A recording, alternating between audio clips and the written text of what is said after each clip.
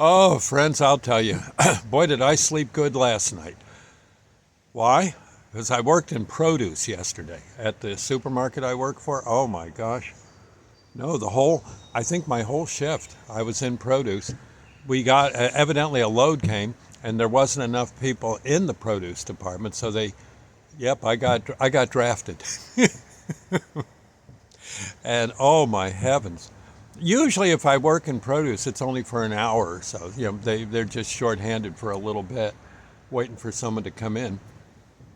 But this time I had the whole day. Oh, oh my heavens, I crawled out of the store. Those boxes of vegetables you see, if you're ever in a supermarket, you see some guy lugging I don't know, a 2 foot by 3 foot by maybe a foot and a half high box of cabbages. Trust me, it's heavy. and, and there's just so much to do. And it's funny, but you put the stuff up.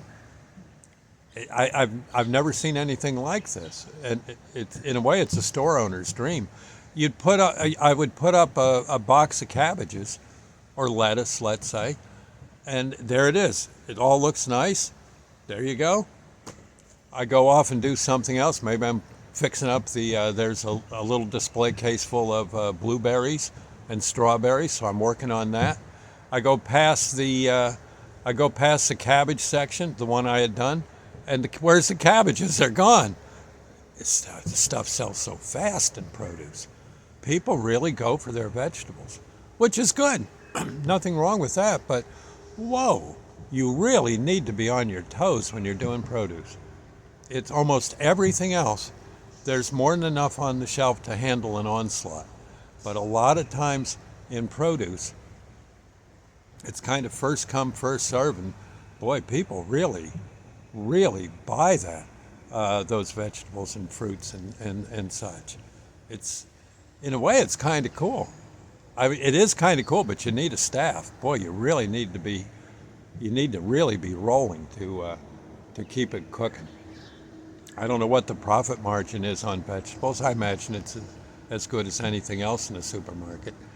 And but oh my heavens! And of course, you want to look if you've got say a box of nectarines. You're putting the nectarines where they belong. You got to make sure that's right. Pile them up a bit, but then you're also kind of looking for maybe a moldy nectarine or one that's gotten squashed or what have you.